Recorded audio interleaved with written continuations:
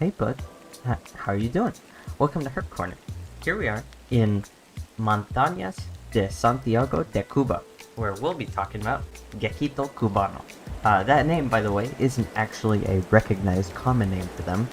The only thing I've seen them called, aside from Sphaerodactylus dimorphicus, is Santiago de Cuba Geckolet.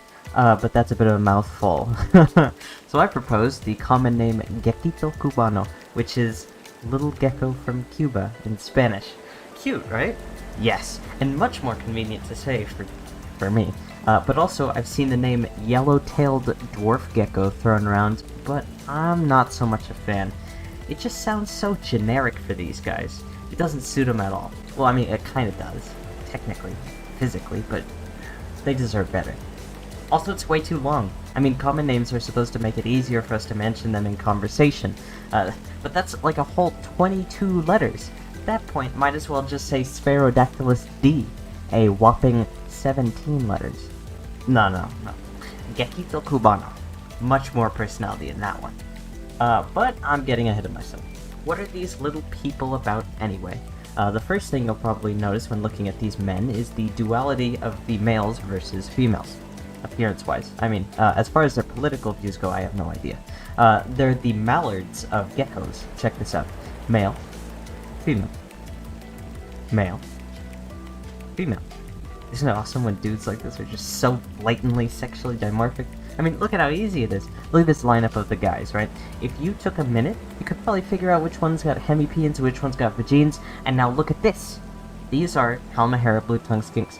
Can you tell which ones are males and which are females? Gold star if you can, but I'll bet you $100, not really, that the owners of half of them have no idea which ones are which, because they're not sexually dimorphic at all.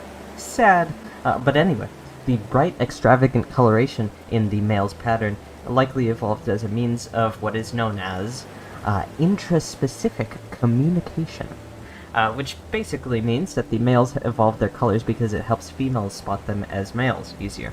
Though this is typically what pheromones are used for, I'd hypothesize that there's some condition of their locales that prevent them from being as receptive to the release of pheromones. Most gecko species that are known producers of sexually dimorphic pheromones, for instance leopard geckos, are oftentimes native to more dry and hot areas. The Geckito Cubano, however, is native to hot and humid places. Maybe the scents and the liquids and pheromones are noticeable in places with such thick and hot air, so they had to find other ways of differentiating the sexes. Hence the need for striking patterns on the males. But of course, that's just a theory. A Jacobson's theory. Thanks for watching. No matter the sex, the Geckito Cubano won't get any bigger than 3 inches. With their small guy swag, their locale is equally tiny. This is all the land they've ever been found on, and it's ever diminishing. Sigh. Urbanization and agriculture are the leading causes of their small native area. It's no surprise that the IUCN Red List classifies them as endangered. Something you may or may not have picked up on is the fact that the males look really similar to leopard geckos. Like, really similar to leopard geckos. A few different people have mentioned this, actually. A potential reason for the anatomical similarities could be the need of fat storage. Leopard geckos are chubby because their tail and fat bodies help store excess proteins for if there ever is a food shortage. But that really is the only trait they share. All other physical commonalities are simply a coincidence. Geckito Cubanos live lives similarly to most other dwarf geckos. They wander through the forests of Cuba. Although they possess the ability to scale towering trees, most of the time is spent hiding beneath rocks and in crevices close to the ground.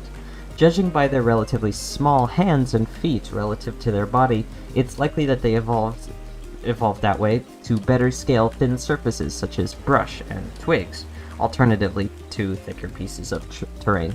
You can actually tell because lizards with this sort of, I guess, look, stubby limbs and whatnot, are almost always that way because it's the most effective anatomy for walking amongst thin-bodied territories, like, I guess, think of blades of grass, or very dry shrubs. They got the sticks. The sticks. If you're curious on this matter specifically, actually, consider checking out the video, The Phylogenetic Tree of Anole Lizards. They delve further into this sort of species evolution, and it's very interesting. I like it. I like it. You might not like it, but I like it. I think you'll like it, actually. You should check it out. If you like this video, you'll like it, I swear. Oh, hello. I don't know where else to put this, or how else to put this, but fun fact, the Geckito Cubano has been found to be more likely born female than male. This was found out by researchers by the sheer number of female Geckito Cubano, or at least Geckitas, right? Found in the wild versus the male populations, which were much smaller. So there's a fun fact for you. Yes, very cool. Okay. Now before we wrap up, here's 2 truths and a lie about this species. Let's see if you were paying attention. A. The Geckito Cubano is a recognized common name for this species. B. The Geckito Cubano has a broader wild female population than male population. And C. The Geckito Cubano is terrestrial. But anyway, I think that's going to be it for this episode of Herp Corner. Sources will be in the description. If you're interested in the topic, I'd recommend looking further into their husbandry or history. If you like what I do and know a specific reptile or amphibian you'd like to see me cover, put it in the comments. Feel free to subscribe since I do these every other week, except with the exception of the last few weeks. Don't worry about it. Regular uploads coming again, potentially.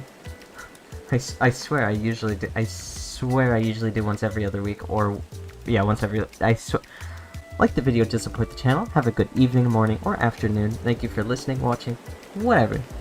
And I'll see you next time.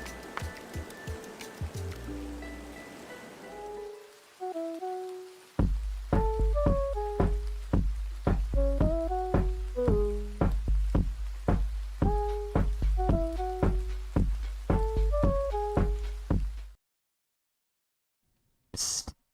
A lie was answer A. It isn't a yet recognized common name for them, but that doesn't mean you can't make it one. If you think that Geckito Cubano is a better name for them than yellow-tailed dwarf gecko, refer to them as Geckito Cubano, and who knows if it'll catch on. That'd be cool, though. Okay, good night.